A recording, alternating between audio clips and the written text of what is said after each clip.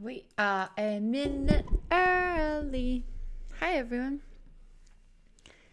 I did not mean to do that, but I'm just going to chat until some people come in. Hi, Gory. How's your day been?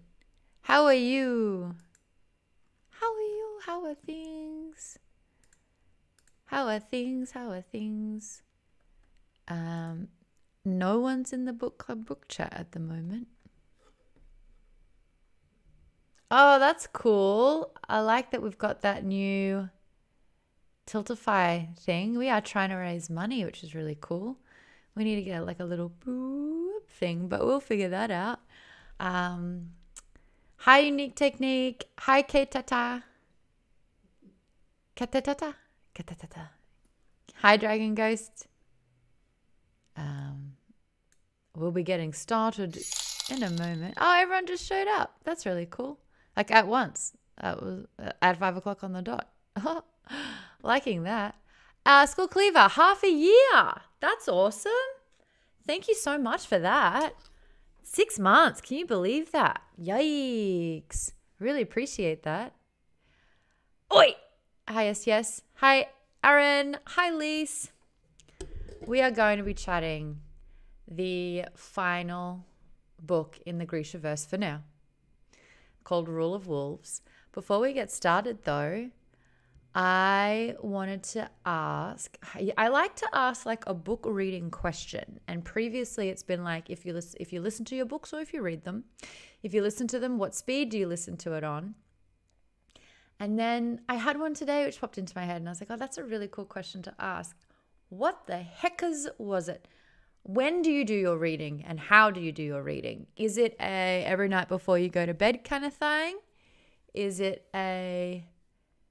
Rage Jazzy says, I've got this book on my nightstand. Oh, we have just finished this book and we're going to get stuck into it.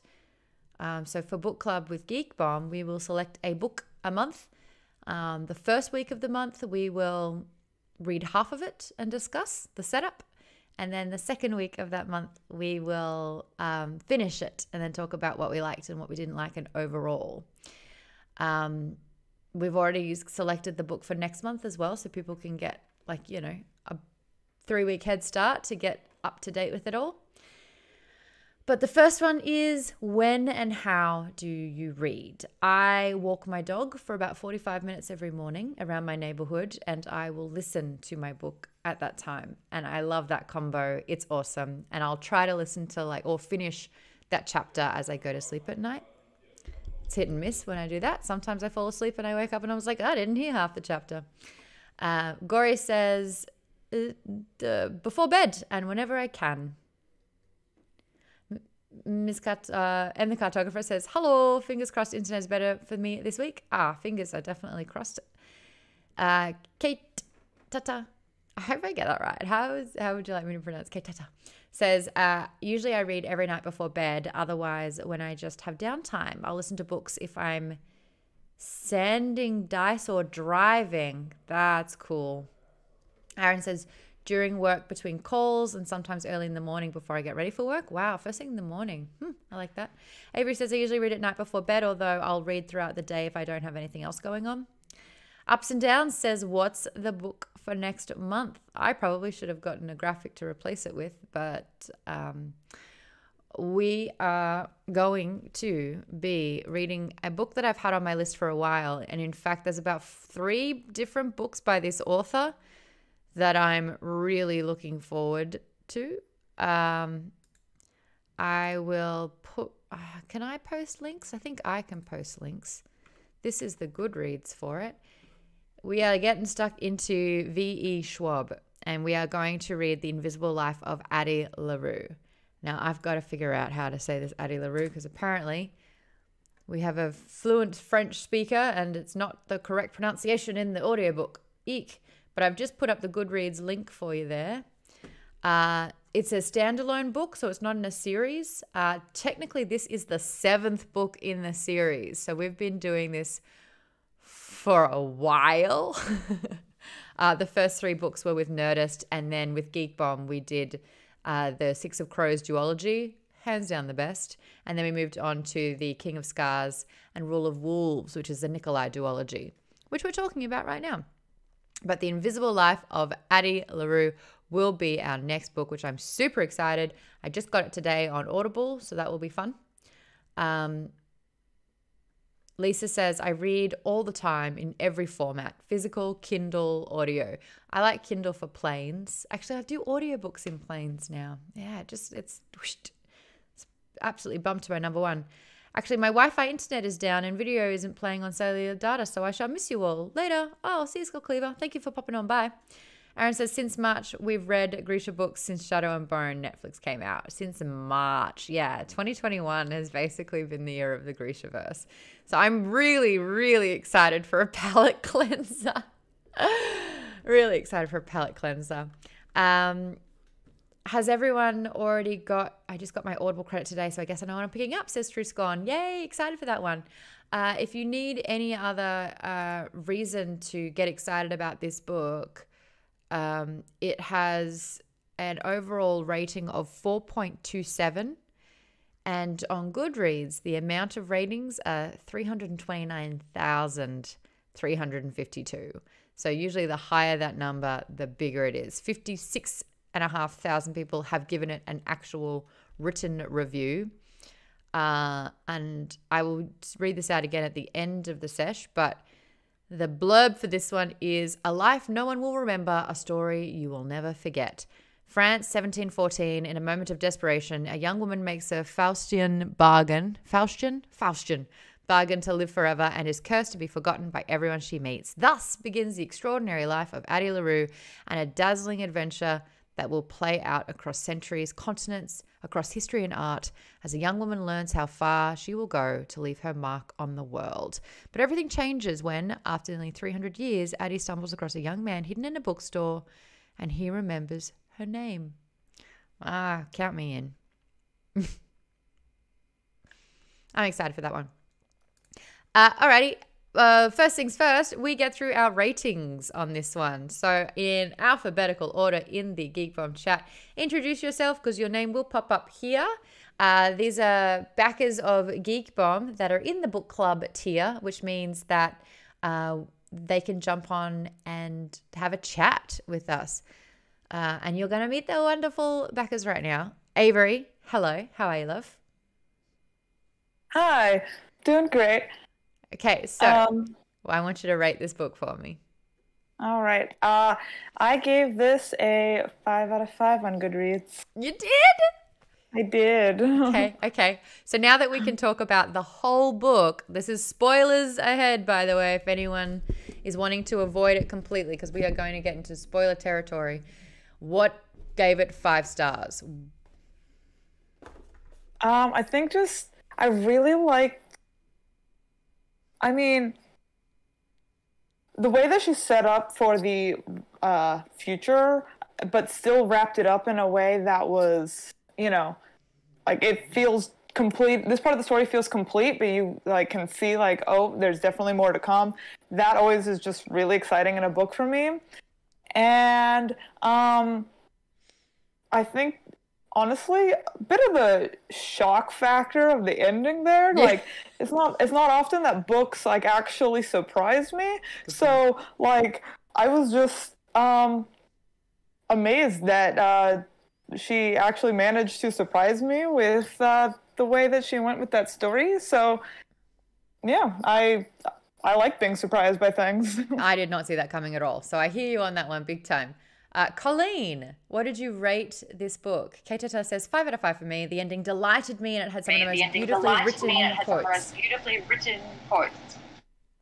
I have very mixed feelings about this book. Just before we started, I was rereading David's Funeral, and it literally brought me to tears. Oh, Colleen. But there were other parts that were kind of seemed to be inconsistent and stretched. I felt like both the Apparat and the Darkling were just kind of side stories. Yes. And yes. And even with Hannah and Nina, I liked the ending, but it kind of made me wonder that Hannah must have been the world's greatest tailor to pull that one off. I am absolutely going to talk in detail about that moment. I saw that you added it into the doc. I've got a little bit of... Yes. Do you have headphones at all, Colleen? Oh, it's when you mute, it's fantastic. But I know that when you unmute and when we're talking, I get a little bit of echo there. But I saw that you added that note into the doc, and I have many, many thoughts about that as well. And I completely agree with you on the notion of it being inconsistent and that two major characters from previous books just didn't know how to fit into this one. What did you give it out of 5 then, Colleen?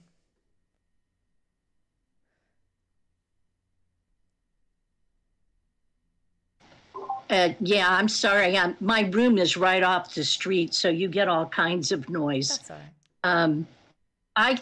I think maybe 3.5 out of 5. Got it. We got a 5. Like I said, there's 3.5. Yeah.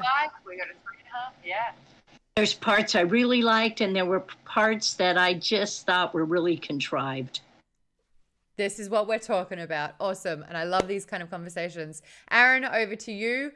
What did you give it out of 5? What were your big points? I gave it a 4.5 out of 5, only because, like Colleen was mentioning with Darkling and Apra, it just felt like they didn't need to be there for this particular story. Like, if there's just another story for them to be in, great. If not, fine. But I just felt like they were just a nuisance rather than an actual threat.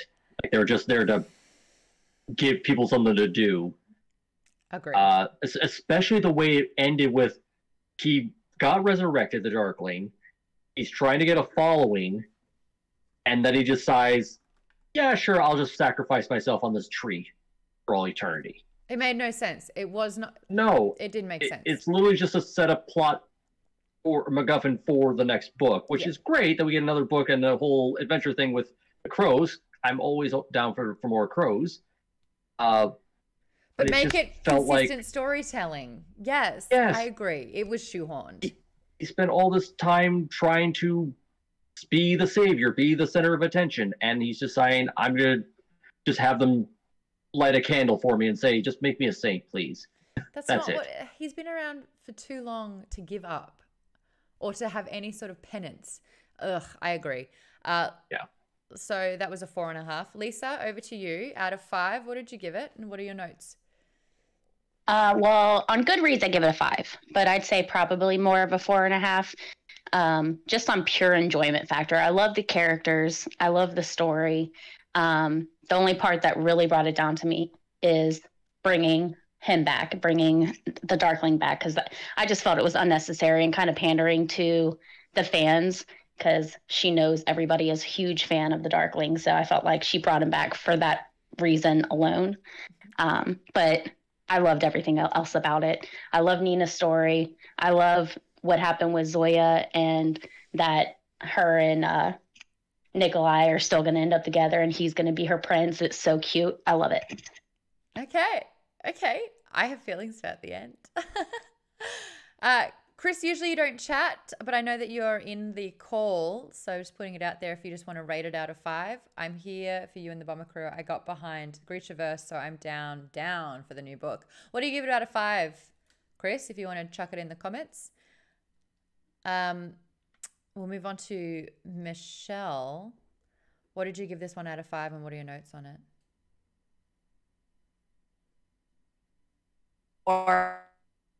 A solid 4. I think it's just so entertaining, and that really carries the series for me. I agree with a lot of the comments about plot points being contrived, particularly with the Darkling, and his motivations in the last sort of scene with the tree and everything and the sacrifice. It just made me think abusers and their legacies, I guess, and that rankles me that's in this book. Enough. Yes, yeah, I hear that. I just don't ever want to be forgotten. I hear you. Yeah, yep. And it's very true, and that's probably what Bardugo is trying to like talk about, but it doesn't quite land for me. I hear you. Yeah, and it needed more substance. It needed something more tangible to just have that be the reason. Otherwise, you're right. It's perpetrating an abuser. Really good observation. Miss Necromancer, lovely to have you here. What'd you give it out of 5? I gave it a 3.5, rounded up to 4.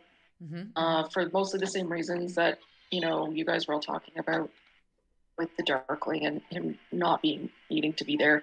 But the thing with the ending too, where it did bug me, that it was like, oh no, we can't just leave him like that. We have to save him. It's like the night, like, as if he was like a friend that they had to leave behind. It doesn't make sense. It doesn't make sense. And it's just, I don't like him as a character, but the way he was written didn't feel like his character because his motivations were just all over the place. So it kind of made me wonder, are the people who love this character even happy with this characterization?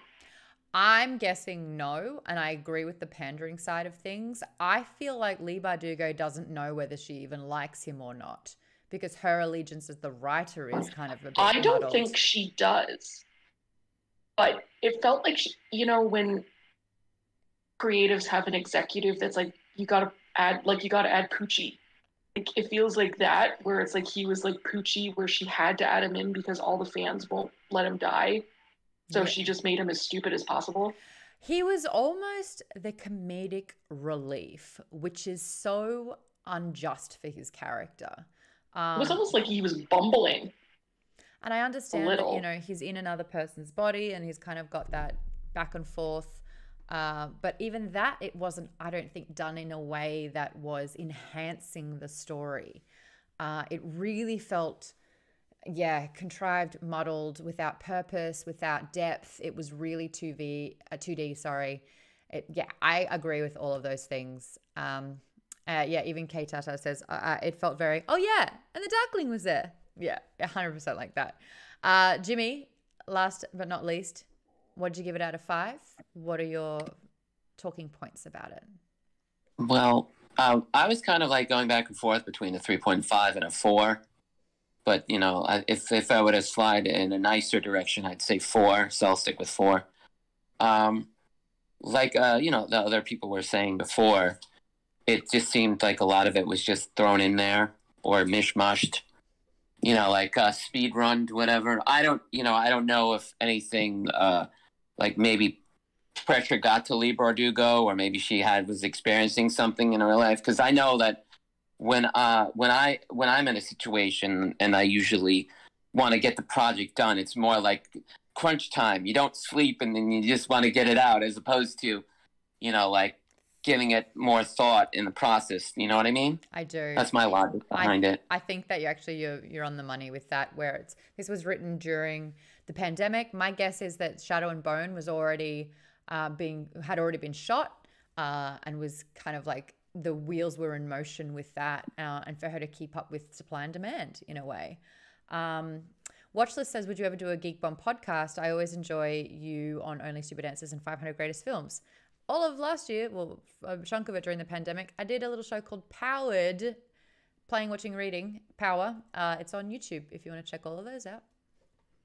I don't know if we put the audio up, though. We do. If you search Geek Bomb Podcast, though, you can find all the Fungens episodes. And I think Power could be up there, too. And Smodcast is up there if you need a listen. Power hype! Thank you, Jimmy. Alrighty, so I want to talk. Personally, for me, I think this is better than King of Scars. I actually didn't ask that, so maybe drop that in the comments whether you think Rule of again.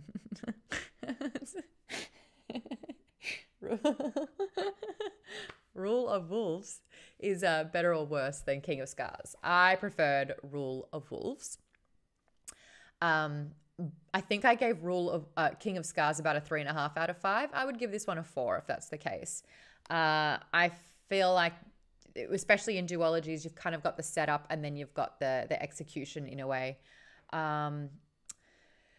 Okay, Kate says Rule of Wolves is better. Sprinkle says Rule of Wolves is better, but slightly. Aaron says, I like King of Scars, but Rule of Wolves does have many great moments.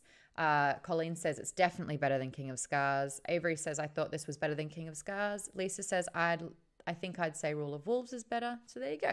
All right. So most consistently, this is better. I want to talk about the best and worst parts of this book. We've kind of touched upon it, but I really want to kind of put the conversation out to the chat to be like, what went wrong? Really break down sort of like the Darkling's return, why it didn't work. I did a lot of research into this as well. I trailed through Reddit, and there was a massive amount of consistency between the flaws, the things that they didn't like. So we are going to obviously get into heavy spoiler territory, focusing on the end of the book. And I think it's fair to say that one of the worst parts of the book was David dying, because it felt a little unnecessary.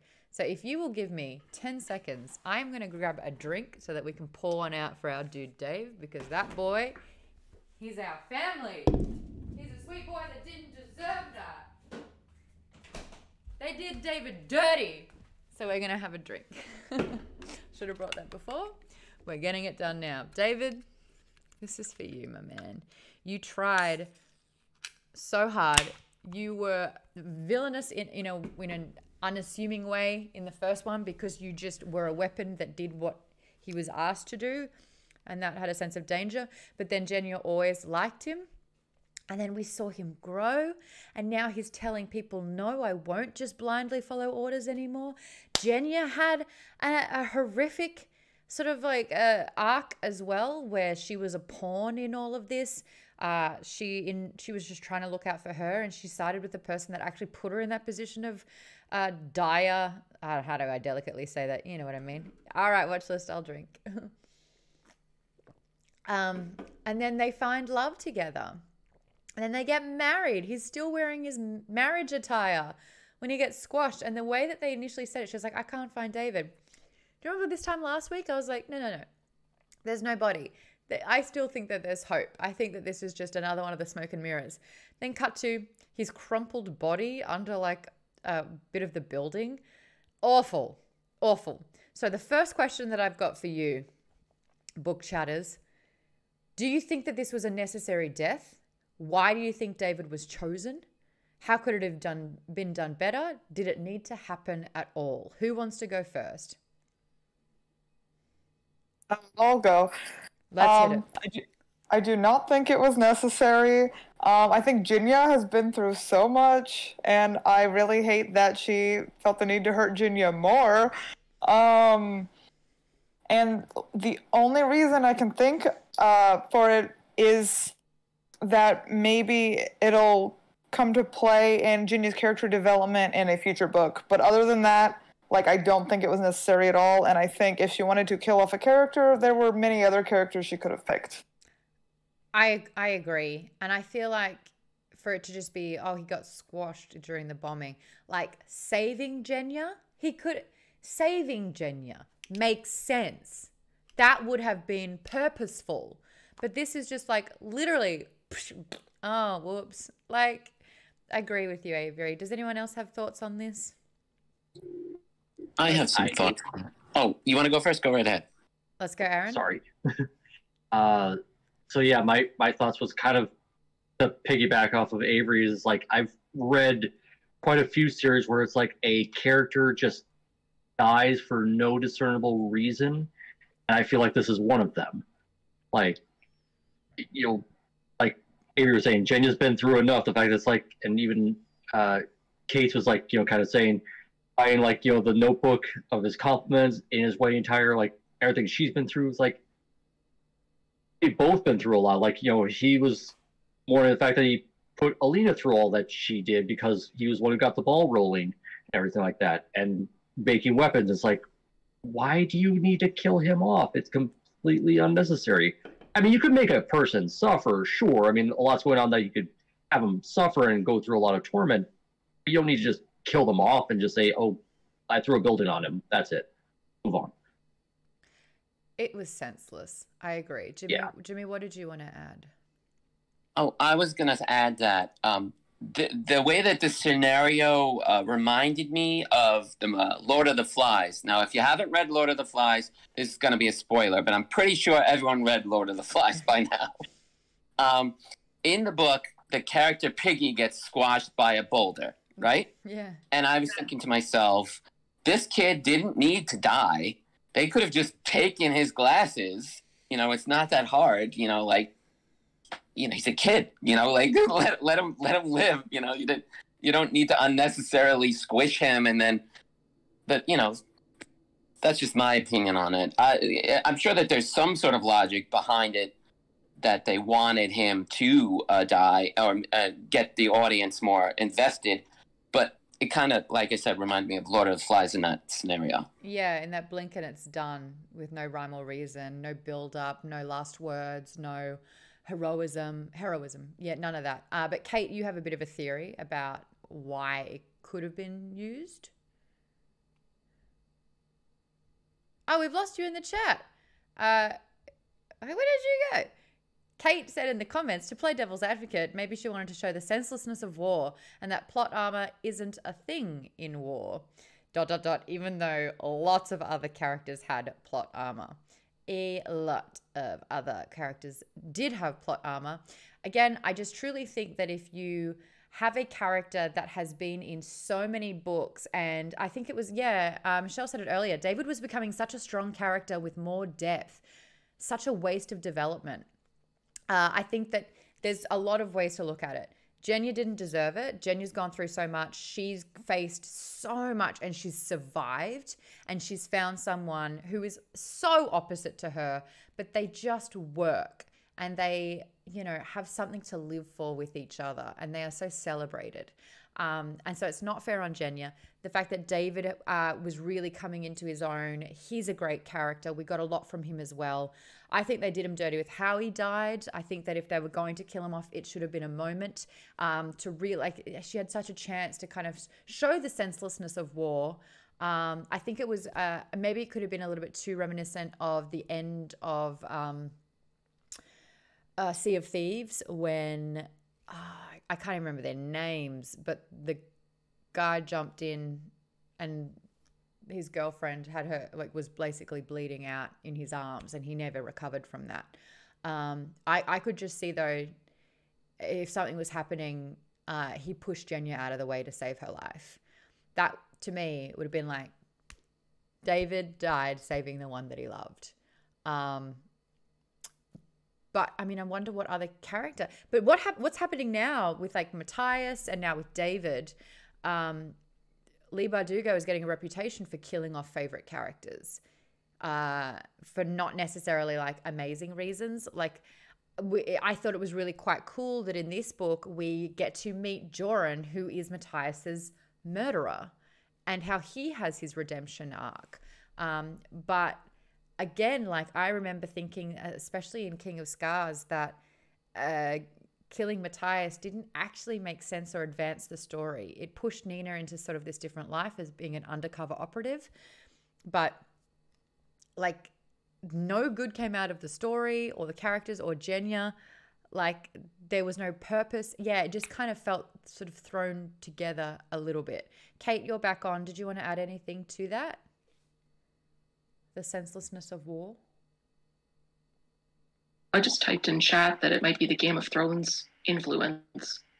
That there's, like, you know, because one of the things I think a lot of people took away from this, like, oh, this must be why this is popular, is that no character is safe, right? Like, the Game of Thrones has that reputation of just killing off, like, anyone, right?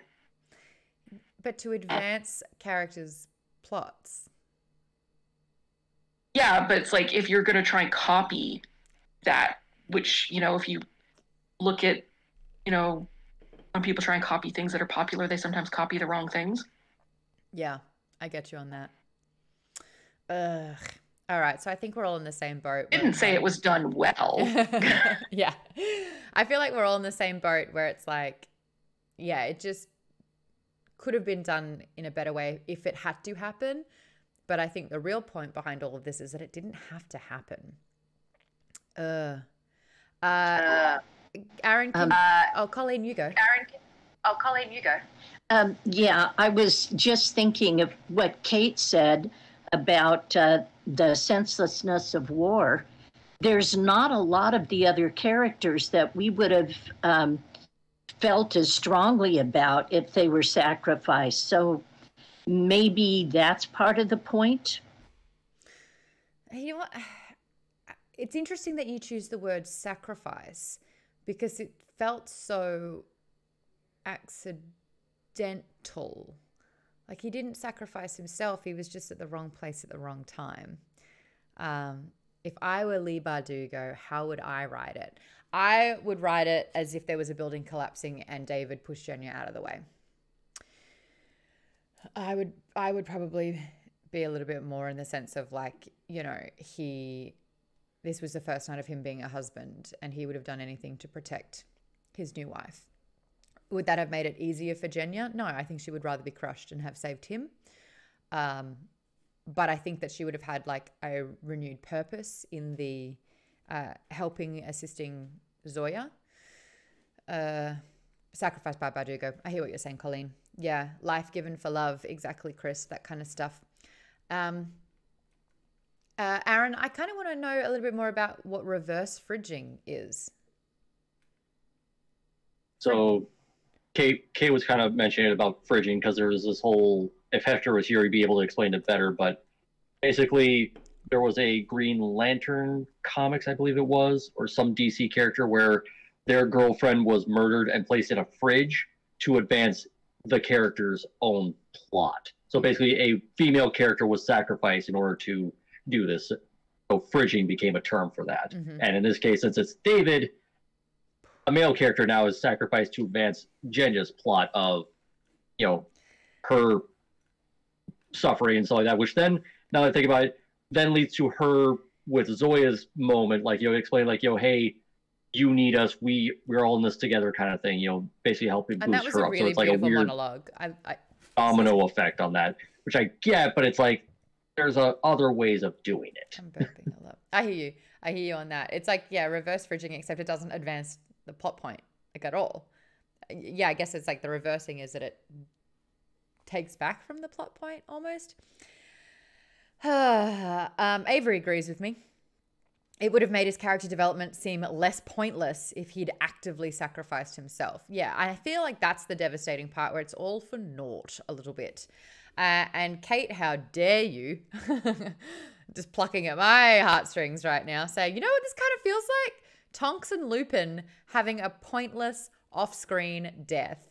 Yes, that happened way too quickly. We knew these characters way too well for it to just be like, oh, and that's right, and then they died. And then you're like, what? You can't just drop that in a part of dialogue when you're recapping on events. Oh, drink for them. Yep, done. You know what? All the characters got done dirty. Here we go. Tell you what. All right, so now we're moving on from the David part. I think we should get all the bad out of the way. I will preface by saying I think there were three main issues that readers had with this book were Queen Zoya.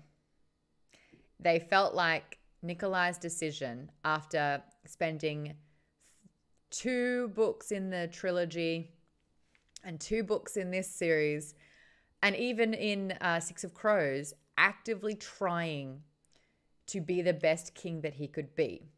And it's a little bit like this Darkling kind of thing where it's like all this motivation, all of this character depth, purpose, all of it. And then they just, at the last minute, when it's convenient or the end of the book or to wrap things up, have a 180 change of view. For me, I did not see this coming. I was very surprised for Nikolai to be like, yes, I am a bastard. Yes, I shouldn't be ruling. She's a dragon. She should.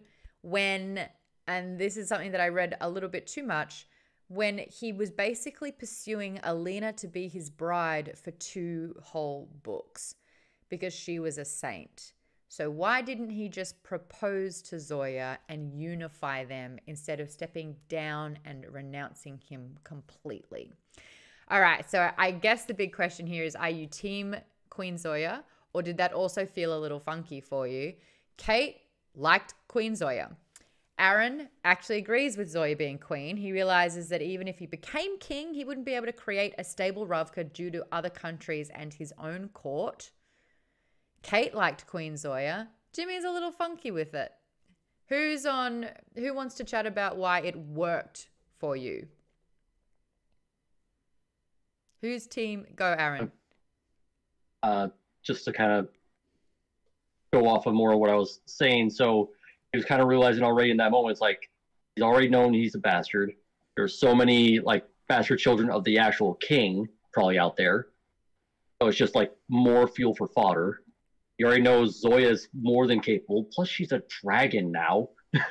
So she's clearly capable of defending the country on her own and also been groomed unknowingly by Nikolai to do the job. So easy decision for him. Plus, it's not like he's actually out of the limelight. He's just now helping her do the job instead of him being the one doing the job. Am I the only one? It's just Jimmy and I are going to die on this hill where it seemed contrived? Because for me, the fact that they're saying that lineage is the most crucial part about ruling. And then he's like, you know what? Yeah, I'm not the king, but we should get someone else who's also not a Lansov. So like that contradicts his whole why he shouldn't be king statement. If I were Leigh Bardugo, going back to Jimmy's blanket question, what would I have done? I would have actually had a lot more build-up.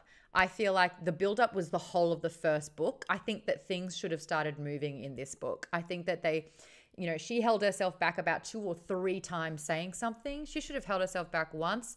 And then with the war part of it all, should have been like, right, this could be the last time I'm ever going to say it. When he confessed it, she should have matched him with that. But then reside to the fact that she just didn't know if this could ever work, and then what was the point? But to actually feel safe enough to share and connect and to meet him there instead of leaving him completely exposed. I just don't think all of this talk of us, it's only you, I want you fighting beside me, I don't want you to leave my bedside, that didn't really click for me. And then now that we'd had a little bit more time together where feelings were shared, he would have pivoted his direction and said, look, I'm not a Lansov. I have a monster in me. She's got a monster in her. Our unified sort of like position with her being the general and me being an apt and able king thus far would have been an incredible match. And it would have been like, yes, they're doing it for love, but they're also doing it for country.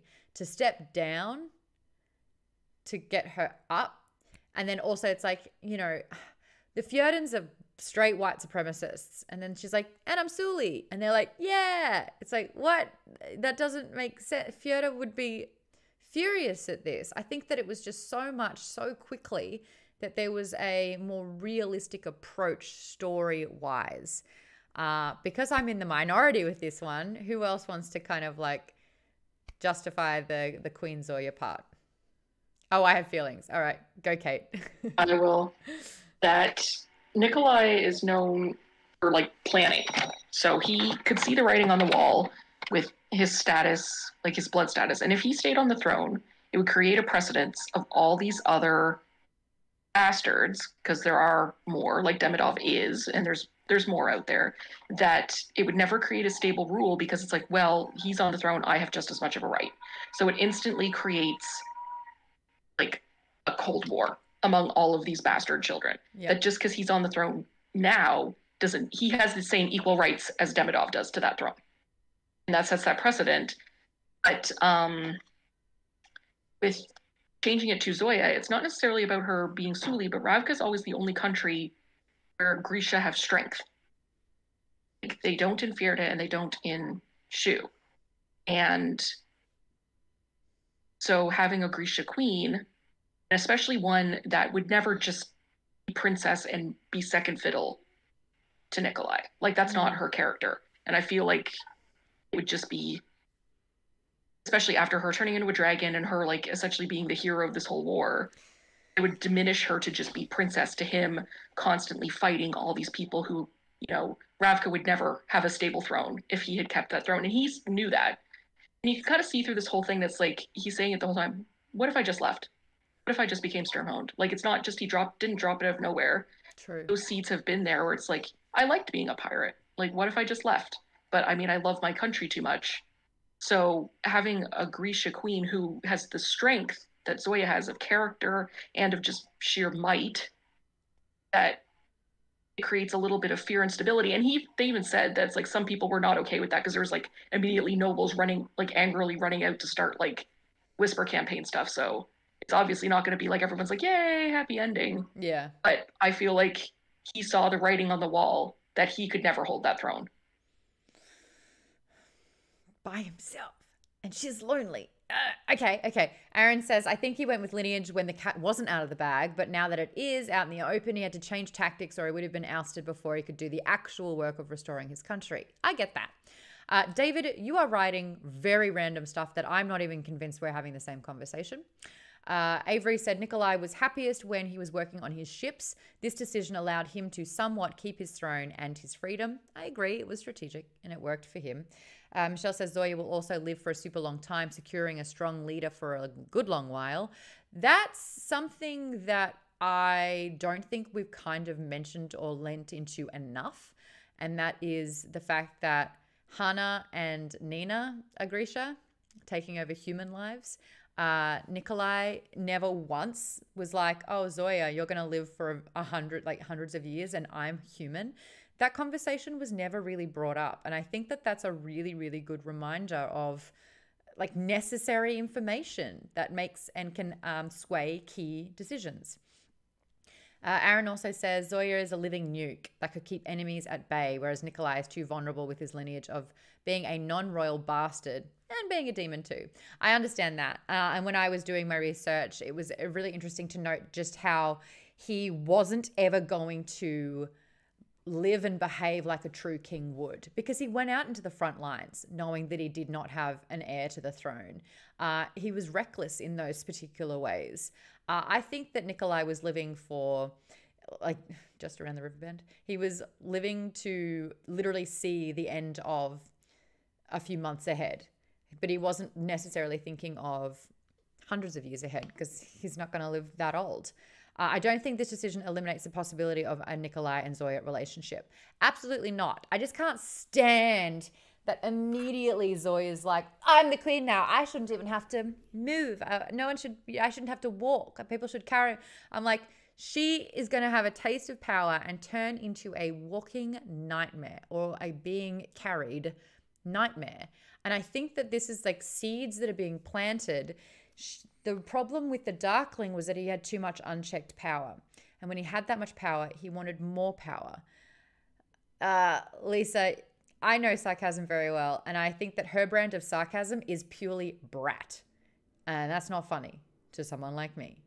I don't like it. I feel like as well that, and Colleen, we're kind of talking about it before. Yeah, okay. Everyone thinks that that's her humor. It's not my kind of humor. I just don't think it's funny. And I know for sure that if someone kept doing that as a joke, I would really reconsider being friends with them. I just don't think it's funny. The inconsistencies with their world building as well. So Colleen mentioned it before that Hana, who has no formal training, who had to teach herself, is a prodigy that's better than someone that's been trained since they were 3 or 4 who needs a kit. I call bullshit on that. With Zoya, the comparison is that at the end of book 3, Alina has the power of light. You know, she is the sun summoner. And that is the most powerful one. We haven't had one of those in ages. But for her to kill the Darkling, her power was sacrificed. And this is sort of like the law of magic in a way, where it's like if you have extreme magic or a lot of magic, it comes at a cost. When the Darkling creates his Nichivoye, it tears at his soul, like it physically hurts. Zoya has the most unchecked, untapped, unlimited power with 0 consequence. She got new armor and she feels a little bit less human. But when you look at the other history of power and how it's been used, abused, and then revoked, I feel that Zoya, the character, is just, that to me, that makes no sense. Would anyone like to weigh in on my rant? You actually brought up a comparison to one of the later Dune books, because that very thought happens with one of the characters. Like basically it takes place after Children of Dune. It's book 4, God Emperor of Dune. Yeah. where one of the Atreides' future children basically lives a very long time. I'm not going to go too far into spoilers just in case we eventually read it, but he basically turns himself into a despot, like rules for thousands of years, and is basically trying to force humanity to kill him, or he's going to just keep the wheels turning in this way until somebody is capable of stopping him. Yeah. So that he can basically create a stronger human race. Got it. Okay, so this is something that happens. It's wild. Lisa, you said I feel like you are biased against her because you don't like her. Yes, agree. And I was not alone. Someone else said that, you know, Leigh Bardugo, you spent 3 books making me hate someone successfully. You made her very unlikable and despisable. And now in 2 books, she's kind of like had depth. We learn more about her. And then that's the forgiveness arc. And then all of a sudden it's like, you know, sure, she'll be great. We are forgetting that Zoya was a bully. She was a bully. Do you know who else was a bully in a position of power? Prince Rasmus. And when he gets killed, people celebrate. They liked that. When Zoya becomes crowned, she's surrounded by good people. I just think that that's not enough. So yes, I completely agree with you, Lisa. My bias is impacting this. I just cannot get 100% on board with someone that has such a marred past, who was... If I may comment on it. What's that, Jimmy? I said if I may comment on this as well. Yeah, because you're in the same boat as me, where we're like, maybe Zoya shouldn't be queen. But yeah, like I don't have a per se bias towards Zaya, whatever. Zoya. But whatever. It's her name. She's not real. Point being is that she is the type of person to me that doesn't seem... She's very similar to Kaz in the way that she doesn't really seem like the type that would care for others. She doesn't seem like the type that she would want responsibility. She seems the type of person that is like a wild card, where she would, you know, like rather take down the kingdom than be the leader of the kingdom. Now, I'm just saying, you know, like, for example, Nikolai also was waiting on being a kingdom because, I don't know, maybe being a leader weighed down on him or whatever. Point being is that, you know, either way, whatever she decided, the people would still move on. You know, they didn't need Zoya. Zoya is just a cog in the giant machine of things. You know what I mean? I think she'd be better off just doing her own thing. Yes. That's just me. Zoya is only just discovering how to be a team player. And she's still struggling with that. I just think that kind of power, I mean, she's got Nikolai there, but is she going to lean into him and get his support? Or is she going to keep reminding him that she's the queen now and that she gets her way and what she wants? It'd be really interesting. And Avery makes a really great point, which I'm sure really hurt you to share because you're really right. And that is the Darkling supported her for the throne, which is like, yikes. So, but Aaron says he saw a Grisha being put into a position of power, and if he can't have it, at least one of his own could. Michelle, you said something a little bit earlier as well, which I want to explore a bit further about the 3 saints.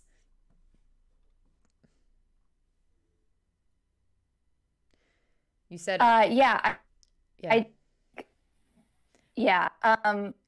you know, the Grisha powers as they've been presented in these 3 books have always been, magic used to be rampant and all over the place, and the Grisha used to be super, super powerful, but they're not anymore. And they have, you know, real limitations, and, you know, it takes a lot to build up their strengths and stuff. But I think we're seeing sort of, you know, with the revival of the saints and new saints and stuff like that, it seems like it's, you know, I think they say like it's an age of saints or an age of new Grisha and stuff. And I feel like characters like Zoya and Hana are you know, the protagonists, I guess, in that revival, like they seem to be people who can dip into other Grisha powers, much like the three saints that we saw in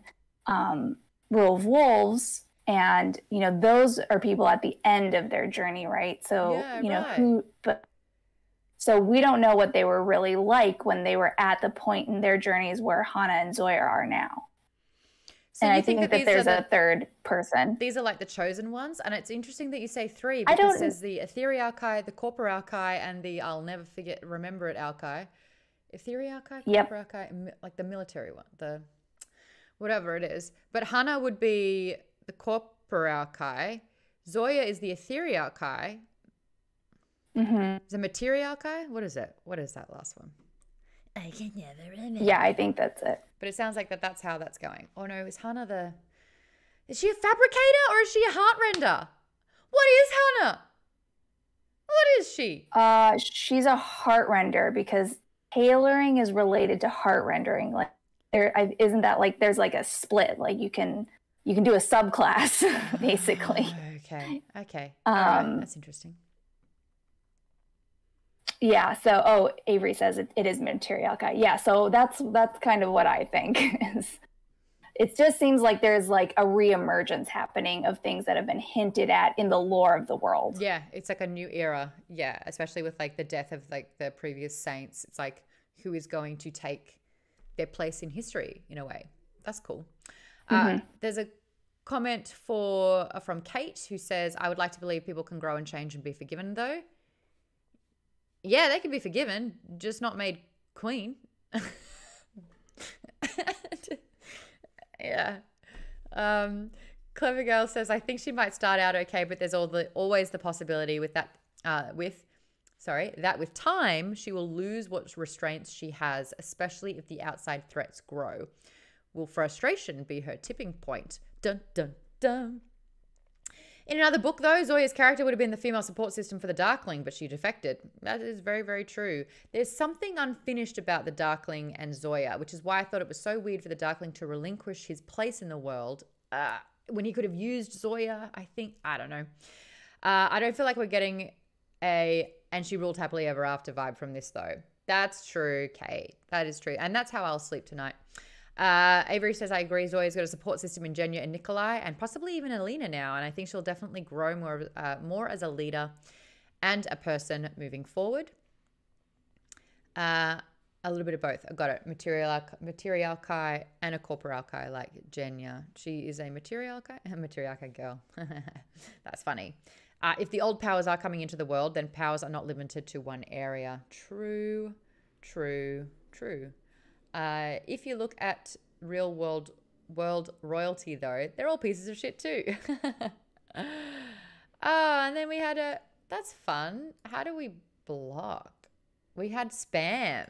Want to become famous? No. I really don't, DB Resident. I really fucking don't. Fame sounds pretty awful if you ask me. Gory, get rid of this son of a bitch. Thank you. That's how we treat spammers over here. I do not want to extend my warranty. Yeah. Thank you, Adam. Appreciate you. So I guess that brought me to my point of, is the ending forced? Because the Queen Zoya was one issue that they had. The second one was the Darkling coming back, which I really feel like we've gotten into. If we want to explore that further, say the word. But the Darkling should not have been brought back. There was no place for him. He did not provide a story arc. And if we went and removed every single one of his chapters, it would not affect the story at all. Same with the fucking Apparat. I hate the Apparat. Just Zoya, kill him already. Ugh. The third one was they did not think that Nina should be Fjordan royalty. That was a little bit perfect with a bow. Hana's decision to become the prince, I could kind of get on board with. But for this to work effectively, having the prince marry the fisherwoman widow who hung out with the girl that died does not compute. I just do not see that as viably being accepted by the Fjordans, even though they are walking home with the tail between their legs. So I want to pass it on to you. What do you think about the Nina Hana ending? Did you see the transformation happen? Colleen?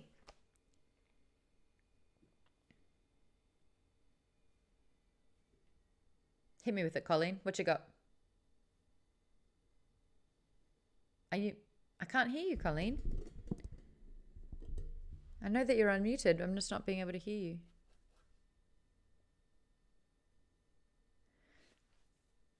While we figure that out, does anyone else want to jump in with their thoughts about the Hana ending? Kate, I can see that you've got comments about it from a romantic standpoint. Do you want to add in with that?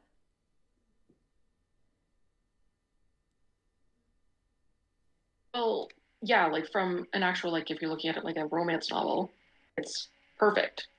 That's the kind of thing you have all the time where it's like the commoner gets swept off their feet by like the rich royal. That's romance trope.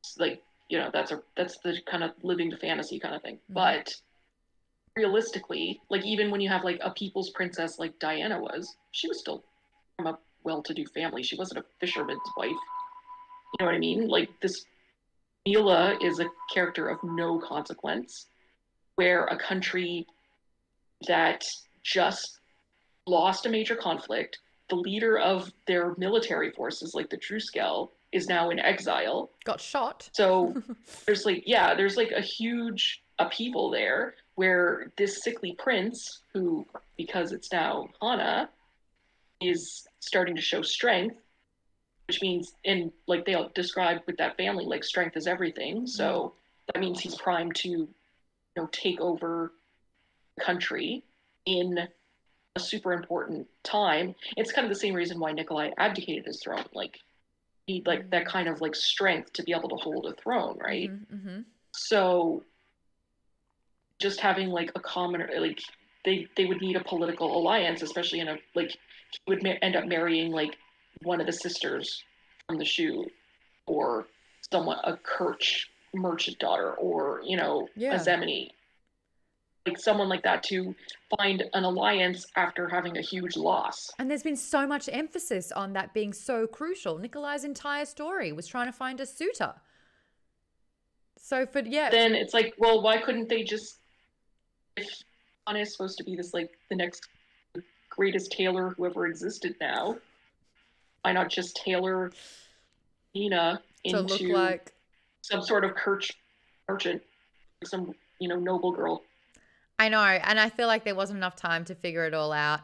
Avery, you make a really good point. Do you want to jump on and share that one? Because I felt that sense as well. Yeah, so like we saw several times throughout this book where Nina would mention how much she missed Ravka, and when that undercover Grisha showed up and started speaking Ravkan to her, like Nina almost started crying because she hadn't heard her own language in so long.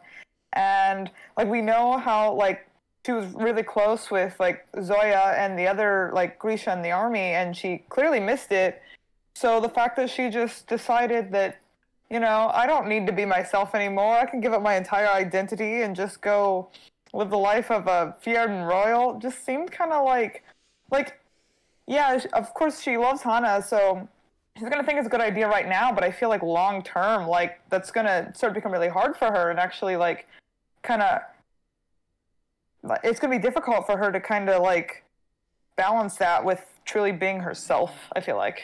It was a rash decision that has very long-lasting consequences. And I think that Nina is sacrificing everything, her identity, her home, her friends, for one person who's now a prince. Like, was she even attracted to Rasmus? It's like she's attracted to the soul. I kind of get that. But there's also Hana was Yalbrum's daughter. Now Hana is the Prince of Fjerda. Like, there's so many fundamental differences and responsibility. And all of this sort of stuff. Oh, great point, Colleen. Nina always loved luxury. She's going to be able to get some of that. Will it be enough, though? We don't know. That's a really good point, yeah. And then, yeah, of course, the fact that there's that big loophole of the fact that they're both Grisha, so they won't age. So they're going to have to tailor their looks to age, depending on how long this ruse goes for. But Colleen, let's see if your mic's working again, because let's have this rant about Hannah's tailoring abilities. Do they surpass Jenya's? No. I feel like, okay, so you've unmuted on Discord, but I feel like you've muted a microphone because we still can't hear you. You can double mute somehow. You can press the button on there, and then there's a button here. Maybe on headphones, I'm not sure. That's annoying. But I've got the doc open if you want to write in there, or you can write a comment as well. I was just going to join back in. Cool. I think this is a really great point. Hannah has lived in secret her entire time. She's what, like 18, 19? And she's just starting to learn her powers. She didn't go to a Grisha Academy to be trained. Jenya, again, was raised from 3 or so. Colleen, we got you. Can you hear me now? Sure can. Your turn to rant, because this one... Okay, if you can hear me. I sure can. Yeah, I just thought it was really far-fetched that she would have that much skill, and the whole thing just seems really problematic. Okay, she liked being a boy. I mean, that was her true identity, so she's okay with that, but is she going to be able to fit into the royal family? There's, you know, and I don't know, just so many things. Nina, is she going to be happy looking frumpy all the time? Because even with Silks, she's still a Fjordan woman. So, yeah, I don't know if that's exactly. I just see so many problems with all of it.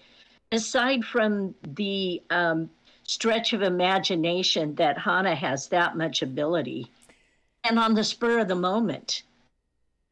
Yeah. So when you spend, again, the first trilogy saying how Jenya is the best tailor and she needs a kit, which we even saw in the show, she needs her tailoring kit to be able to do it. And I know that it was an oversight and she's trying to rectify it. But like, again, she changed Alina's hair from white to red that would fade after a couple of days because she couldn't keep it up. Now we are able to permanently change appearance. Nina could only do it with Wylan because she was hopped up on Jertaparem. That was the only way that she could have transferred and changed Wylan like that. Hannah is not on Jertaparem. Hannah has no formal training. Hannah can not only do what Jenya with training can do, but what Nina can do on Jertaparem. Hello, I got no name, 007. How are you? Thanks for the follow. We're talking about this book. Damn it. 50-50, this book. It doesn't make sense, and that bothers me, Colleen. So, and I feel like it's now a little bit of a crutch and convenient that, we can just change whoever looks like what whenever. I prefer to, thank you for the bits. I got no name. Don't do Jertaparem, kids. That's it. Hannah has the same level of training as Jesper, and they make joke about how sucky Jesper is at fabricating. Thank you, Kate. Aaron says, from a practical point, what's going to happen when Rasmus isn't able to produce children? Appearance is one thing, but how do you tailor your reproductive organs? Can you? Probably not. Hannah could. Are you kidding? Hannah's never has it been mentioned as well that tailoring can change gender. Hannah can. So honestly, Michelle, I really hope your theory of the reborn coming into fruition here, because that makes no sense and it's taken me out of the book. And don't make rules just so one character can break them for no reason. I've been practicing. Yeah, bitch, I've been practicing skipping. You think I'm going to enter the World Olympics? No. Because I'm not that great. Because I haven't been training my entire life for it. I picked up the rope again about a year ago. And I can do double unders. It's just not the same. In the Olympics? What, Kate? What did you say? Things not in the Olympics. You know what I mean. World championships. world champions. I have not seen the Olympics in some time. It should be. It should be. Jump rope's great. But it doesn't mean I'm the best in the world at it because I've been practicing. So there better be something more to it. Yeah, Lisa, Michelle's theory would let that make sense. But I mean, how is Nina like, I had to be on deadly drugs to be able to do that? She's just like, oh my God, you're so talented, babe. Yeah. All right. You can tell I've had half my drink already. Great question as well. Sprinkles the Dragon Cat. Why was this called The Rule of Wolves? I don't understand the title. Other people were saying online that they had that same concern where they were like, I thought that, what's bloody Matthias's wolf's name? Thought that they would be making an appearance again with actual wolves. Oh, Nina said that she was meant for the wolves when she told off Brum. Yeah. A Rule of Wolves, I mean, unless they were calling themselves the Pack. Fjorda, I understand. They're now like the prince and princess of Fjorda, conveniently. And so like Fjorda and the wolves, I understand that part of it. But if like they kind of double down into the kingdom being more of a pact. But yeah, that's a stretch. It's a stretch. Yes, you're right, Jimmy. Yeah. This book series seems like it was really setting up a phase 2 of the world. Lots of threads left unstitched. Yes, but also no. There's been a couple of times where it's like the trilogy, self-contained story. The Six of Crows duology, self-contained story. This one was like, oh, they're getting successful. Stretch it out. Where it went, going into the mythos of it all, didn't really work as well. The war between the entire lands made sense. Now that we've got a new ruler, now that the Queen of Ravka has a mission for Kaz, that in itself I can't wait for. But I really feel like she had everything that was sorted. Her big picture is done. And now they're trying to stretch it out a little bit more. So a lot of chat has been like, leave the Six of Crows alone. It was contained. And if you do it, they're like, Leigh Bardugo is going to kill off another one of them. We just can't have that. Aaron says, speaking of Brum, why is he still alive? I get that Hannah didn't want to kill her dad, but come on. Yeah, agree. What a freaking loose thread. I think the only thing I can think of is Ilva, his wife, who totally saw her daughter nearly naked in bed with Nina, the maid, and didn't blush an eyelid. And then when she thought that Hannah died, her biggest regret was that she didn't send them both away together to be happy. So I like Ilva. I think that she's just sort of like, you know, you see a lot of the time men in positions of power have very obedient wives, and she was very obedient to him. But you could see that she would also throw, like, you know, to hell with tradition. That's the most important thing to the Fjordans, if it meant that her daughter was happy. Michelle says, I feel like Bardugo's writing is doing really heavy lifting with the plot because it's still so fun to read. There you go. Okay. And Colleen says, I wonder how much her agent or publisher pressured her for some of this. Yeah, the way that she's writing it and how quickly she's pushing them all out, that's for sure. All right, so we've spoken about the Darkling as well. I don't know if this is worth talking about, but what did we think with the Shu chapters and in the second half, having chapters from Mayu's point of view instead of Eri? We got Mayu's point of view to learn about the Shu, the Kergud, the resolve with Princess Eri and Queen Makai, and also how the Kergud joined the army, but now they are ghosts because they're not recognized as people because it was a secret experiment. Kate, you said you loved it. Some of your favorite stuff. Elaborate. I'd love to hear more.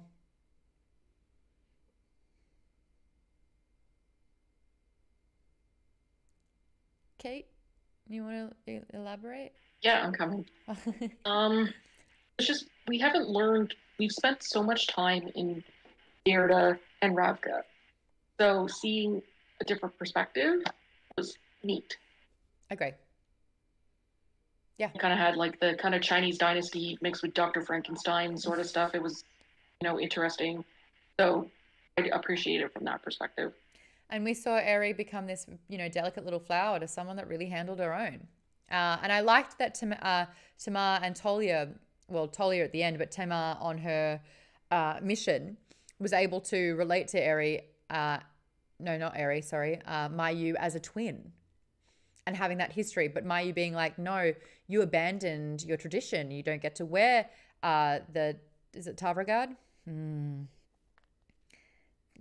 You don't get to wear the guard's armor. And she's like, I chose to not have your tradition because your tradition kind of sucks. But we're all fighting the same fight. I agree. I also agree with Aaron, who says 50-50. Love the setup. I kind of hated how it was resolved. Talk me through that, Aaron. Yeah, so, I did kind of like that it was from Mayu's perspective. We get her point of view on, like, everything that kind of went into King of Scars, her whole having to deal with the fact that she liked Isaac, but had to kill him. Yeah. And then she find out I did all that for nothing. And this is like the only thing now I have for any kind of recourse. But then she finds out, great, I found my brother, but he's now a monster. Yes, he's back to himself, but he's still a monster. My own government can't acknowledge that he exists anymore. The person responsible for all this, chaos in my life doesn't have any repercussions other than the fact that she's no longer, quote, queen, but she still has some rule of authority. Like, she hasn't been, like, completely stripped of any power or anything like that. So it just feels like it's politics as usual kind of thing, like no repercussions whatsoever. Oh, but your brother's fine. Okay. Yeah. That they created this weapon and that was unstoppable, but like, they just shared the power. Yeah. I agree with you on that. Also, it was a weak compromise. Yeah. And I also really liked the Caregood in Six of Crows as like the antagonist. They were super scary Grisha hunters. And they end by joining the side of the Grisha in the fight, conveniently. Like, I almost kind of wanted Zoya to like take one out by accident because she didn't know that they were on her side. They're just there. Well, I think it was Adric who was like, we need to shoot. And Nikolai's like, hold fire, You're right. Zoya, with like her Super Saiyan kind of like frenzy, should have 100% been like, they're bad. And they're like, no, they're not anymore. She's just like, tail whip one out of the sky at least. Yeah. Because these were very, very dangerous weapons of a person, And I think, we didn't really kind of explore enough of what their life looks like. I mean, they have to go into exile. They have to fly under the radar. Anyone who's got a brain knows that if they're mercenaries and they can be bought for the highest dollar, they are really powerful in a war. And Fyodor obviously like not even knowing that their entire country is being run by two Grisha. I don't know. I did like though that Mayu's brother was like brought back because the one Fjordan Grisha like helped like condition him a little bit, so he just says a Fjordan phrase or something like that. It's all curse words, which is actually kind of awesome. Was it?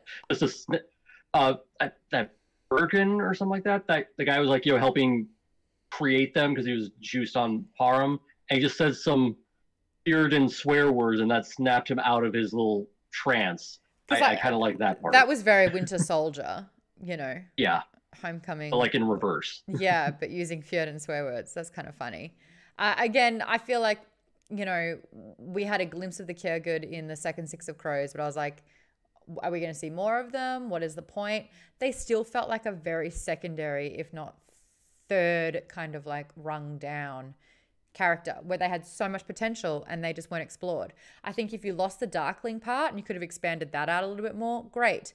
I think that it was just there's too many storylines that were squeezed in there, and I honestly do think that it was the Darkling was not in it at all, and they'll like cut out 200 pages of like other things so that we can get the Darkling storyline in, and it ended up being a bit of a lose-lose. Oh, we are definitely seeing them again in a future series. Oh, let's talk about that future series. So the premise of Six of Crows book 3 is introduced. Inej is at the little palace What was that like for everyone? I'm guessing, I mean, I loved seeing Inej. She's really coming into her own. I love the fact that Nikolai and Inej are both privateers in their own right. And they've got that in common. I love the fact that Inej has been obsessed with Alina from day one, but she worships the saints. And now technically Zoya is a saint. The fact that she's landed there is really interesting. I want her to meet Alina. Let her meet Alina. Don't be like, oh, move along. That's the white hair. Don't even worry about it. I'd love to see more Inej. I would love Zoya and Inej to bond over being Sully. And I want to see more Kaz and Inej together. So bad. But what did we think of the cameos that were in place here? What did we think of Alina? What did we think about seeing Inej? What did we think about the scenes that we had with Kaz and Jasper and Wylan trying to do that retcon mission as well? What was that like for everyone? Who wants to weigh in? I would feel that these little brief cameos were way more entertaining than Peter's storyline. That's just my opinion. Peter. Oh, I'm sorry. You know, isn't that his name, Peter, the gentleman that died? Isaac? Okay, Isaac. I apologize. I'm not great with names if you hadn't already noticed. That's all right. I'm just trying to understand what you're comparing it to. Isaac from the first book, who was the decoy king? Yes, that's what I'm trying to say. Thank you very much, Maude. Gotcha. You're aces. I'm just saying. Anyway. So you preferred those moments? Yes. I think revisiting characters that are already established in the best duology was really well done, instead of introducing a new character that we were supposed to care about, but we didn't exactly know why. Exactly. Thank you very much. You're very welcome.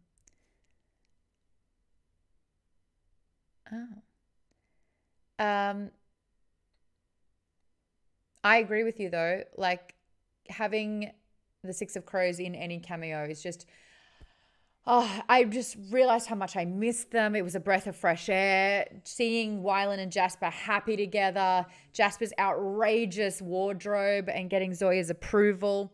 Anytime like Kaz and Zoya kind of butting heads a little bit. I love the Crows so much. Oh, thank you there, Triscon. I want more Crows. The Crows, though, Aaron says, was a little bit filler, but good filler. Because all it did was serve to reveal Zoya as Sully, and the titanium didn't even make the difference in the end because Zoya became a dragon. Yeah, exactly. It wasn't necessary, but it was just damn nice to be back with them.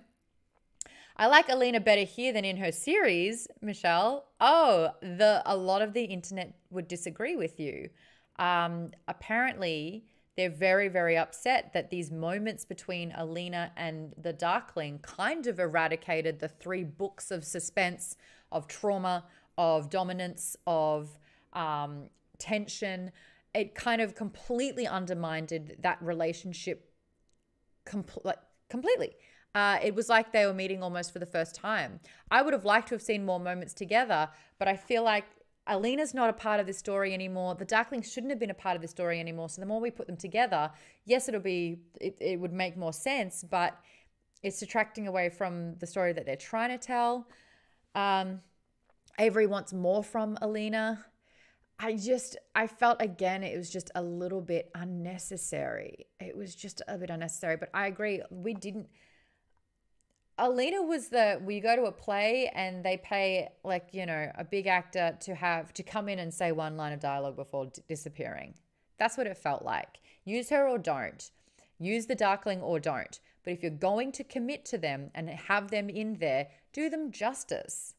It just was very sort of like knee deep. They were wading through it all. Avery, what's your theory?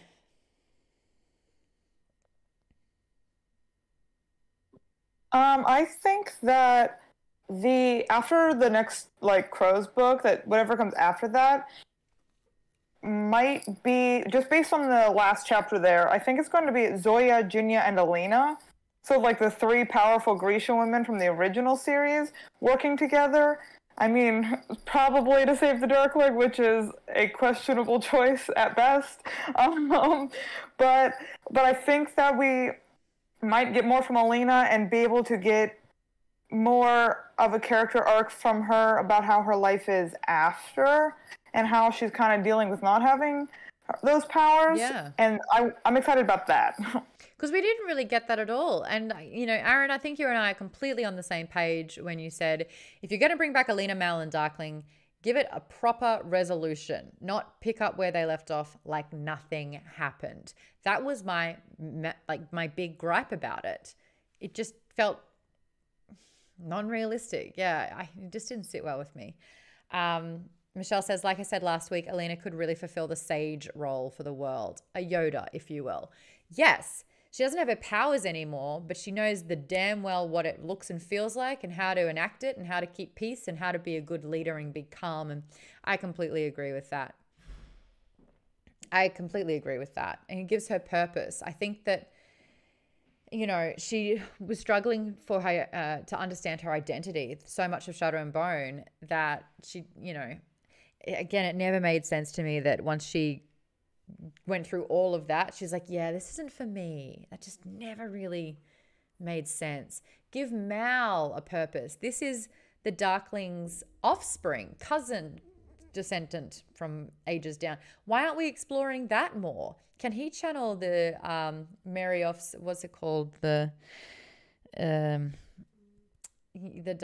powers. I mean, he's got these tracking ability because anything that's alive, he was able to Merzost. Yes, that's exactly what it is. The Merzost. I think he lost that when he died and then got resurrected because that's like the first life that was gone.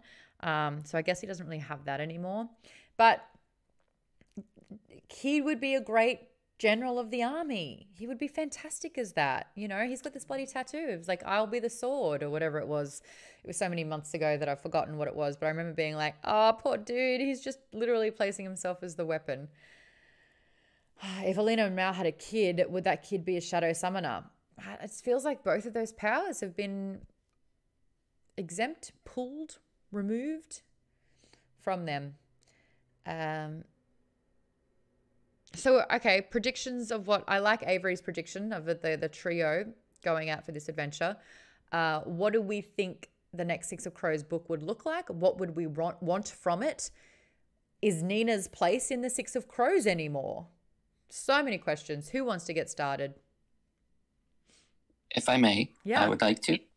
As you know, at the end of the book, Zoya sends a message to Kaz and the Crows for a new mission, so I would think, because I don't know if Elena would associate with the Crows in this scenario, but I think it would be interesting if when the Crows come to this area and they come across her, maybe they could do like some sort of, for lack of a better term, Avengers Endgame, where possibly the Darkling has amassed so much power because he's somehow controlled Zoya and whoever, and like some sort of mind trick or whatever. I know, I'm just spitballing here. Hey, this is what it's all about. And then what's that?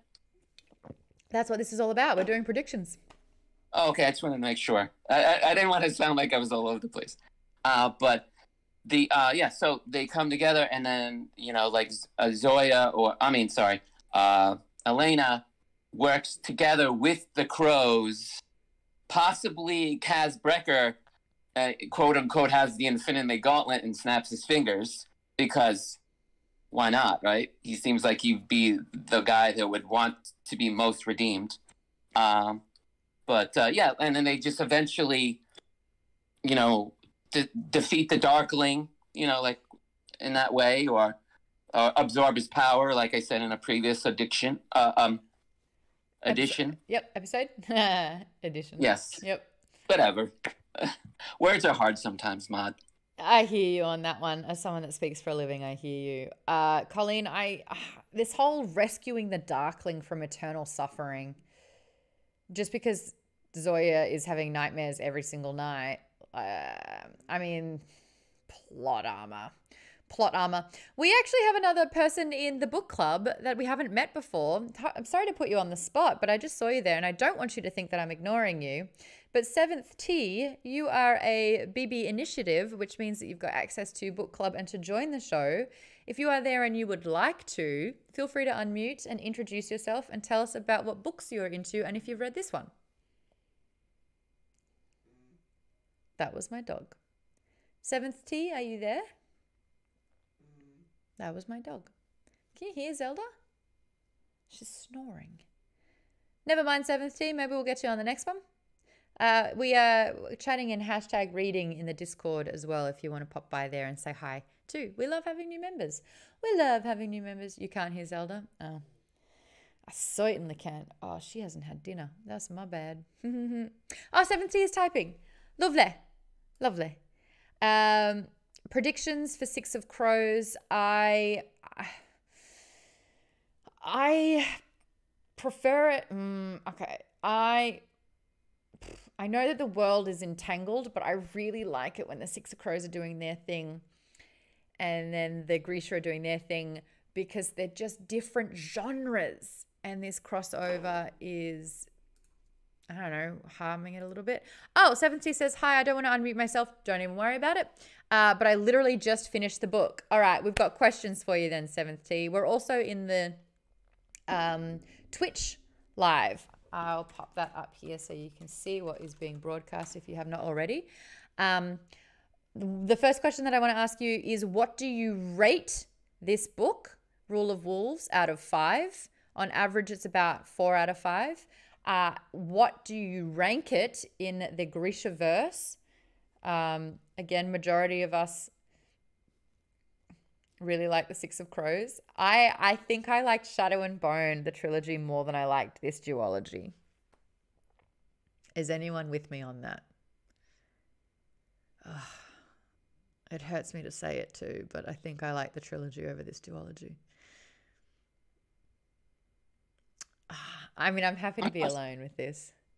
I'm kind of in between on it because, you know, like each part has their standout parts, and each part has their things that just really thunk, you know. So I guess it depends on your personal preference, but I think that it's pretty much base level for me. So Six of Crows was absolutely the best. It's Leigh's best writing. She had a beginning, middle, and an end point. She wrote some of the best characters that I've read in a book for a very long time. She made me feel a lot.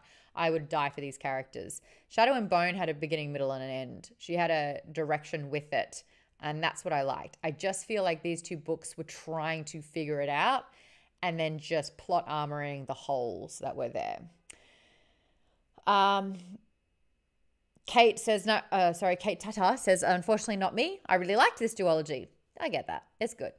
Game Wizard says, look, I don't want to put it out there. I don't want to speculate lest I become disappointed, but given it's the Crows book, I'm hoping for an Indiana Jones meets Ocean Elevens because they are trying to find an ancient relic this time. I did like that. I like that idea a lot. That would be really cool. Avery says, yeah, that's what I think is going to happen. Alina, Jenya, and Zoya are going to team up to save the Darkling. I think it's going to be framed as a way for them to finally face and overcome their trauma head on, but I'm a bit worried about how to be handled. Yeah. Honestly, I think Shadow and Bone and this are tied for me, says Avery as well. Got it. The Baconator Kid says, what's your go-to Wendy's order? So this is not a Wendy's. Avery says, I like the writing better in these, but I like the plot better in Shadow and Bone. Yeah. Bring Kuwei back as part of the Crows plot, please. Kuwei, they never knew what to do with him the whole time. I feel like there's a couple of characters that were like this in these two books where they're like, oh, we introduced you. Now what do we do with you? Kuwei just didn't have a point. So he initially did, but yeah. How do you know that? Oh, Hungry Jack's order. Yeah, because that's an Australian one. That's a little bit better. Is there going to be a love triangle with Jesper Weiland and Kuwei, please? All right. Michelle says, I'm either or for Shadow and Bone or this duo. I think the books are stronger in totality than individual series. Got it. All right. it's not. Is it 100% confirmed yet, Lisa, that we're going to get the 8th book in the Grishaverse? I like the Grisha trilogy, but Six of Crows is the best, and King of Scars is a close second. Got it. Seventh T says, I like Six of Crows more for sure, but I really did love all the characters in this duology as well. Yeah. Yeah. I mean, yeah, we're all on that page. Lisa, did we have confirmation? Yeah, I'm pretty sure she's confirmed that she is writing one. I just don't know if she's confirmed when it will be released. If, you know what, I can wait. I really want like a thought out story that's not under the pump or pressure of a time commitment. I feel like hell. George R.R. Martin, Patrick Rothfuss, they can take their time. Leigh, you can take your time. Take your time. We've already got the cast. Like, yeah, I don't know. I feel like I've had. I mean, I think I'm saying that because I've got a little bit of world fatigue with the Grishaverse because we've been doing this for so long. I appreciate that with this series, I didn't have to be forced to think that the Darkling was fuckable. Yeah. Aaron says, I think Kuwei's purpose is done. He was only there because of Parem, and now there's an antidote. Yeah, I get that. And he wasn't even like, it was like, oh yeah, by the way, P.S. on the side, Kuwei and David have totes been working on this antidote. It's like, you just see Kuwei in like the background of every shot being like, hello. It's like, no, this is not your story. It never has been. It never will be. Alrighty, so we have finished every Grishaverse book with this. Fantastic. Let's chat about that next book again, which will be, no, not that one. Oh, not that one. That one. I should look up a picture of it, but I'll have it for the next time that we do this. And I will post the Goodreads of it. I love that, like, as soon as I locked it in, because we did a vote and it was 10v9. So this book only just won. And then as soon as I called it, someone voted for the other one, so it's a tie again. I would have loved to have read either of them. The other option was Project Hail Mary from, is that Andy Weir? Yeah, so either of them would have been fantastic. But we went with this one, Goodreads, The Invisible Life of Addie Larue by, is it V.E. Schwab? V.E. Schwab. Like I said at the beginning of this stream, V.E. Schwab, I've got about 4 different books that are must-reads that I've heard about that I've just, apparently very, very good.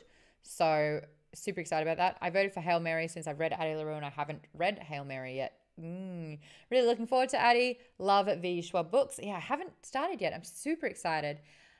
Chris said I already spent my credit on it while we were talking. Avery says, I love V.E. Schwab. I just really am excited to start V.E. Schwab. I already have Hail Mary on my Kindle, but this book looks really interesting. Yeah, I mean, I feel like because we're locking in September, October, November, December, and we've all agreed that we like bouncing around with different series, Project Hail Mary is still going to be on the list. It's a little bit of a period piece, I believe, Adam. I think it starts off in the 1700s with our protagonist, but she doesn't die. And she lives for about 3 years. We can do Project Hail Mary next standalone we pick. I think so too. Miss Necromancer, who has read it, says, kind of, sort of, not really. How would you describe it, Kate? Most of the book takes place in modern New York. What about it makes it sort of like a fantasy? Is it YA? What do you love about it? Tell us about this book. Tell us about this book. Not YA. It is considered adult fantasy. So it is fantasy. Yeah, because she is a girl in 1600s France. She makes a pact with essentially a Faustian pact. So she sells her soul to the devil, so she can get out of a forced marriage. And it's kind of like a monkey's paw sort of thing, where she gets exactly what she wishes for, but it ends up being a curse rather than a blessing, right? So she can't ever be remembered. So as soon as she leaves a room, no one remembers what her name is, who she was, her face, anything like that, right? Oh. So it's like she never existed. So she essentially lives through time as almost like a ghost. Wow, that would be miserable. So it's got like her just like living her life like that. But it also has kind of the push and pull between her and this Faustian entity, right? And then she meets a guy who seems to have a similar sort of luck, not in the same way as her, but a similar sort of path in life. Where he remembers. Oh, that's really awesome. I like that. Avery said that Schwab publishes her adult books under VE and her YA books under Victoria. Lisa says, like the silence. And then Aaron says, she's the silence, but not terrifying. What's the silence? Lisa, Aaron, what's the silence? They are a group of alien beings from Doctor Who. I thought There's an so. entire plot arc in Matt Smith's when they 10 had years to Doctor write, Who. they had to write all up their arm because they kept forgetting. Yeah, that was the whole thing. Like they were trying to get to the moon and everything like that, and basically you look away from them and you forgot they were there, but you can only notice them when you're looking right at them. Yes. And record them, saying you should all kill us on sight, and the entire world did. Yes. Yeah, somebody posted it in Discord. Yes, I absolutely remember that. I thought it was such an amazing episode as well. Thank you, Lisa, for getting the image for me. False Hydra from D&D will be another good example, which is even more terrifying. Got it. I don't know. For some reason on a PC, I cannot save images. I cannot save images from right-click. That's annoying. But thank you for that. Yes, I do know what you're talking about and have seen that episode and thoroughly enjoyed it. I feel like, yes. Okay. Hold on. Sorry, I'm live doing things as we talk, but I think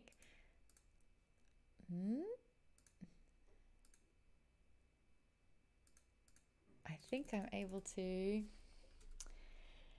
VE Schwab. I can't spell it.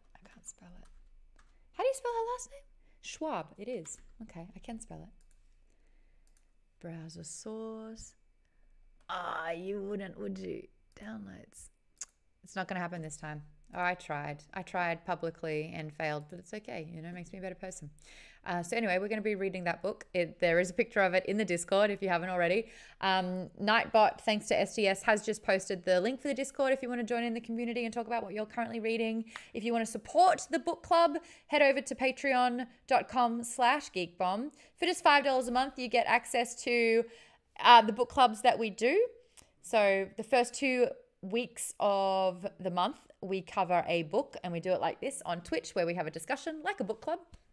And then on the last Wednesday of the month, we kind of piggyback a little bit off Nerdist's book club, where Rachel Hine, Hector Navarro, and I talk about the one book that we've been reading all month. But then the after show for that, where we all discuss it over a call, happens in that Discord that you get access to if you do sign up as a backer. So hopefully, we can do a little bit more with that. Avery says, I adore the Grishaverse, but I'm really excited to talk about something else. Yeah, and that was a good learning move. I feel like once we started that, it's like, all right, we got to see this through. But when it's a book a month, and then it's Cersei the week after next. Exactly, Colleen. So my thing is, if you spend the first 2 months, or technically the last week of last month, and then the first 2 weeks of this month, reading the Geek Bomb book, I would say right now, if you haven't already started, Cersei is the book that we're listening to, and I will see you on the last Wednesday of the month over at Nerdist's YouTube. I think it's Geek and Sundry's Twitch to talk about that one, and then I'll see you in the Discord for the after show. Yay! Yes, please, let's maybe break it up for a future series. I don't feel like reading 14 Dresden books in a row. Neither do I. 100% we're going to be breaking up series, and not, unless it's like a duology, I think that breaking that up is a very good idea.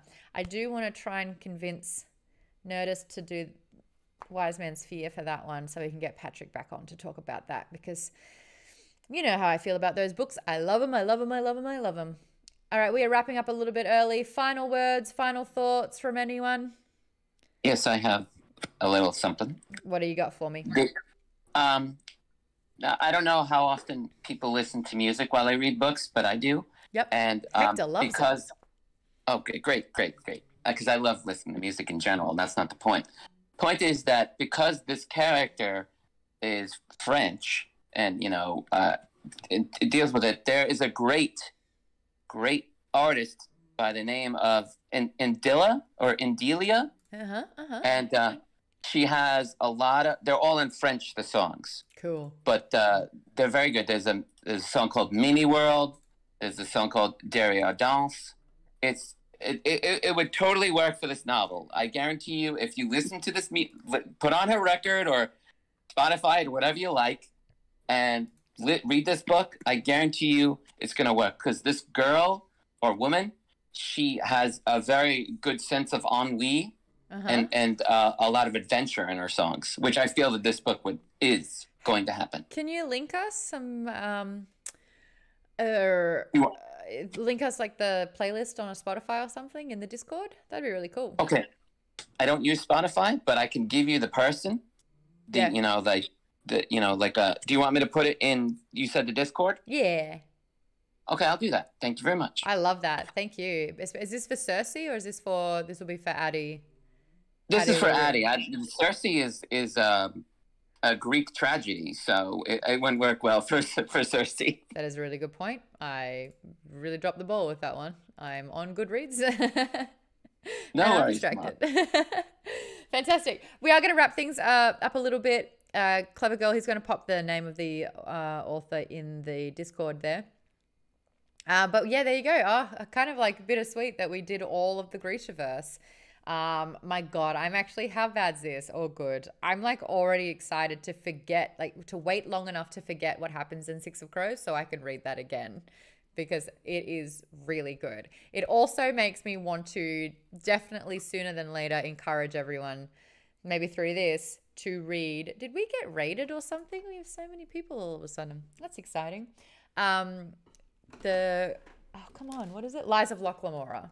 Kate and I, we're going to be pushing for that one for a while because it's just such a good book. That's going to be amazing. Would anyone like to suggest a raid as well, by the way?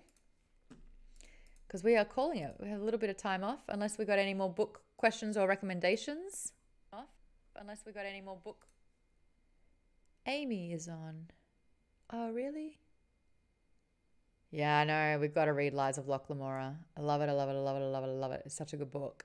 And I haven't read it since like 2014. So I'm definitely due for another one.